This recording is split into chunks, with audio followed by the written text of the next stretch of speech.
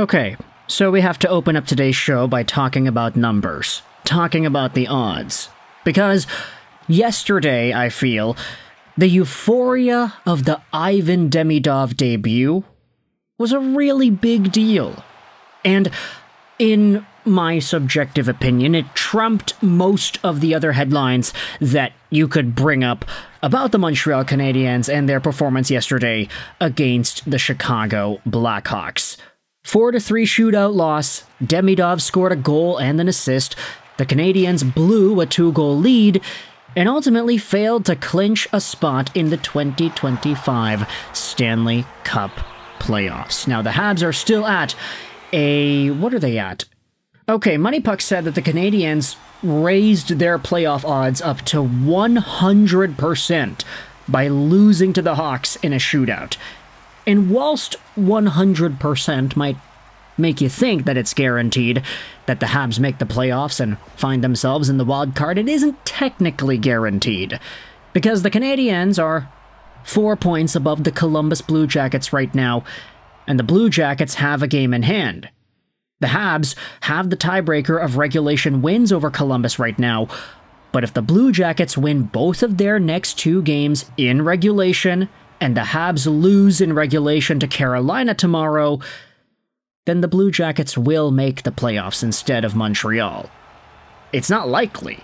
MoneyPuck.com has Montreal at a 100% odds.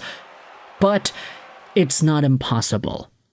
This is like Doctor Strange, the 14 million whatever timelines wherein the Avengers end up winning, or where the Columbus Blue Jackets end up making the playoffs. There's one possible scenario where it works. If the Habs lose in overtime to Carolina tomorrow, then that's it. They're also in the playoffs. They just need 1 point to be fully out of reach of the Columbus Blue Jackets, which is why that shootout game against Chicago yesterday was such a big deal.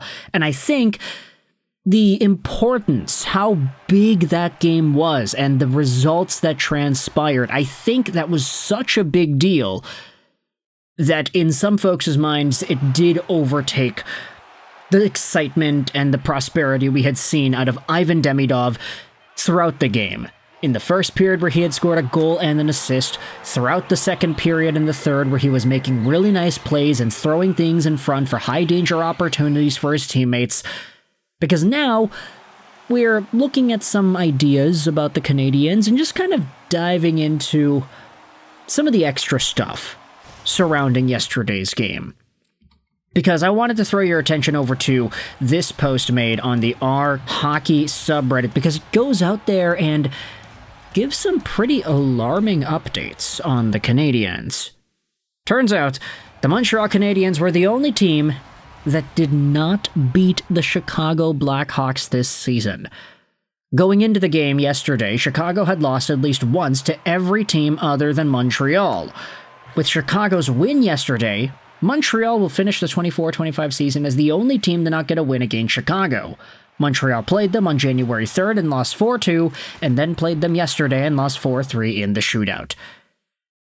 And here's another interesting stat for you. If Chicago did lose to Montreal yesterday, they would be the first team in NHL history to have lost to 31 different teams in the same season, and the first team since 92-93 to lose to every other team in the league at least once. The Blackhawks avoided history with the win yesterday. Like, it just kind of paints a picture to me how transcendingly bad the Blackhawks have been, to the point where they lost to 30 other NHL teams this year. And if they lost to Montreal yesterday, they would have lost to 31 teams. Of course, it wouldn't have been 32 because they count as one of the 32 teams in the league. But it goes to show you just where some of the inconsistencies lie with this Canadiens team. There are some folks in the comments section memeing about how, hey, the Canadiens can't beat the Blackhawks, but they swept the gosh darn Stanley Cup champions from last year and the Florida Panthers. How is that possible? Where exactly is the ceiling for this team? And what happened yesterday that caused everything to go wrong? Well, here's another comment made on the R Habs subreddit. This post was made by Top Contract 4910 after the game last night. One of the more frustrating things, other than the loss, was the Canadiens' PK. One of the highlights of the season was how good the PK was compared to previous years. Guys like Evans, Anderson, and Armia are really proving themselves. Tonight was just inexcusable. They had a 2-0 lead and allowed the second worst team in the league to score 2 power play goals because of how pathetic and soft they were on defense.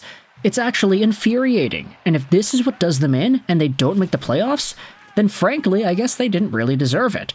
When did the Canadiens' PK start to struggle so much? And we do have to give some of the benefit of the doubt as well. Commenters are going out here and showing that, hey, the Blackhawks have actually had a decent to alright power play as of late, combined with the fact that the majority of their guys on the power play are young dudes trying to make a statement. You saw Frank Nazar III score a goal yesterday. That guy's trying to prove himself. Tyler Bertuzzi may not be in that same boat, but still, he got assisted by Connor Bedard and that same Frank Nazar after all. There are guys who are vying for spots, and power play in Chicago has actually not been terrible this season, so I understand the frustration where Habs fans are saying, like, hey, this penalty kill for Montreal was one of the best all year. What happened to it? But the Chicago Blackhawks are literally one of the better power play teams in the league. They're top 10. That's a team that almost lost to every other NHL team in the league, but they're top 10 in power play. Where does that make sense?